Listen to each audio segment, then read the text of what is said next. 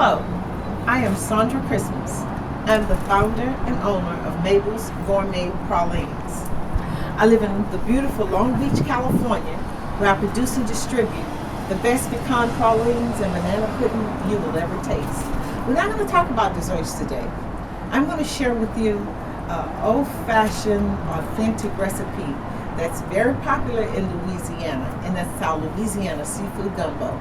So come on in and let's share our recipe with you today.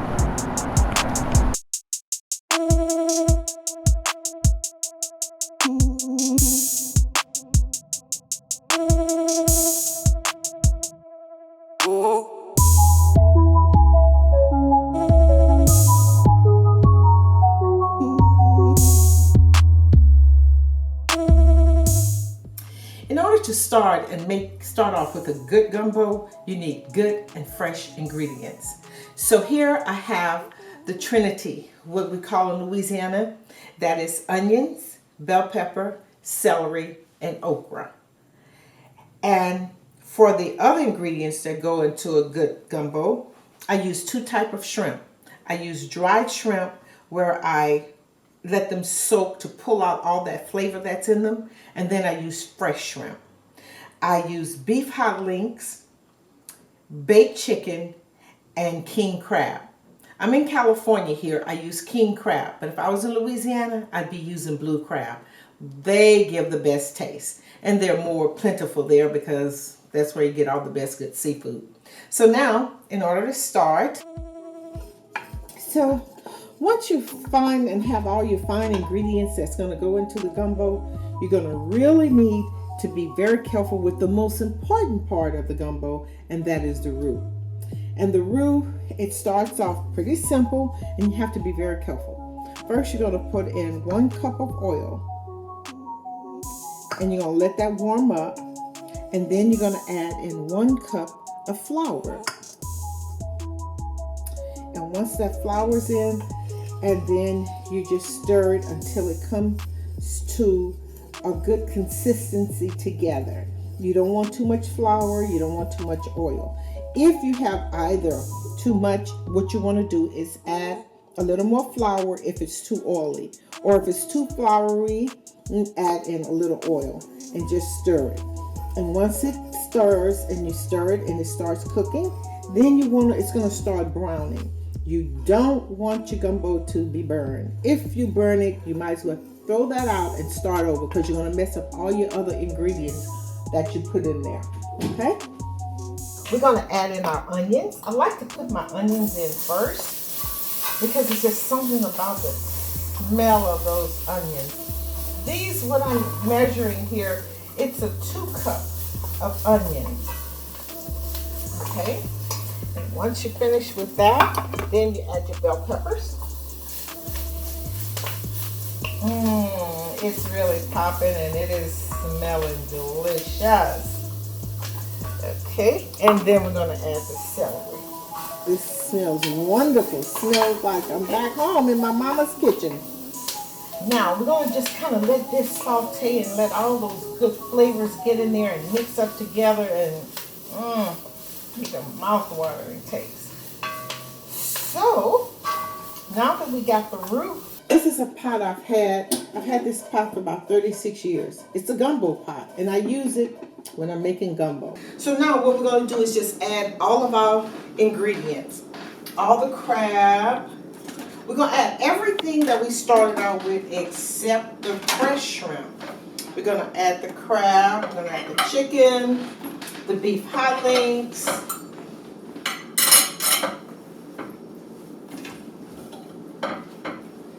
the dried shrimp, which is going to give it a great flavor.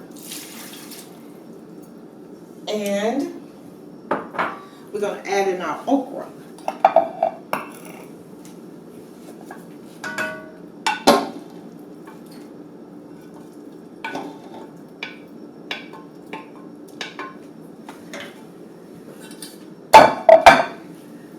Okay, so now that we have all these goodies mixed into this big pot, our roux is ready. We're going to add everything. So we added in our shrimp, dried shrimp, our okra, beef hot links, chicken, and crab. Our fresh shrimp, we leave that for the very last. And so now we're gonna add our roux to our ingredients.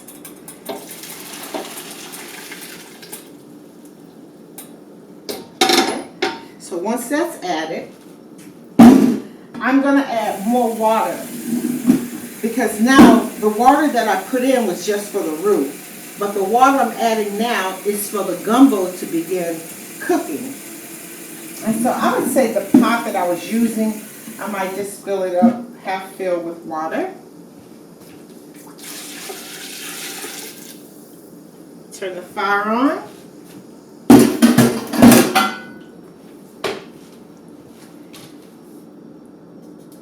And stir everything in really good together.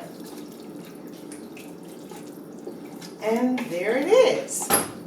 That is how. Now we're going to let this cook maybe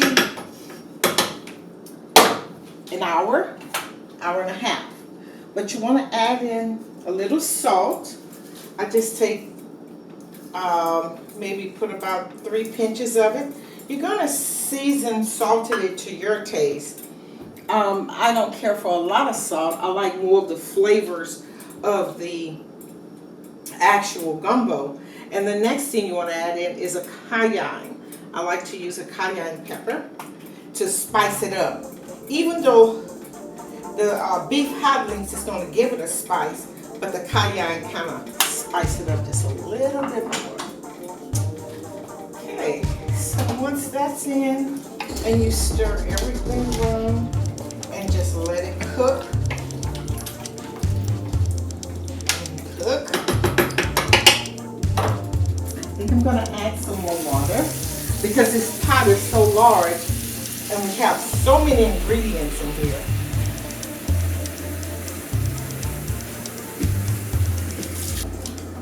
Okay, and now here we go. Oh yeah, that's a good one. I'll let it cook, so I'll set the timer. Put the top on it to lock in all those good flavors. And let it cook for about an hour and a half.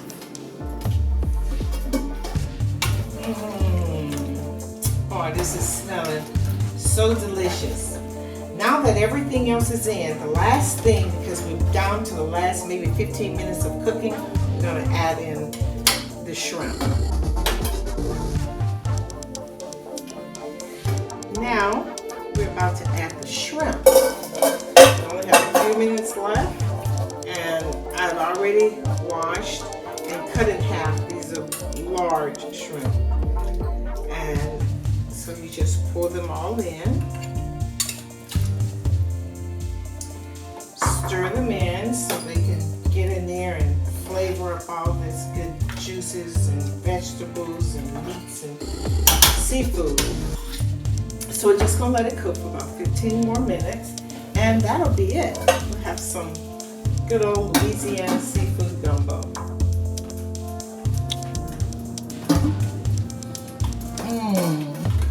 The aroma smells wonderful. So what I'm going to do now, we have maybe about 2 or 3 more minutes left, and what am I going to do now is get my rice, put in the bowl, and the next time I come back to this pot, I will be dishing up on some of the best gumbo on the West Coast. Okay, so I have a bowl of rice that I'm going to put the gumbo on top of. It is smelling so good. Let's see.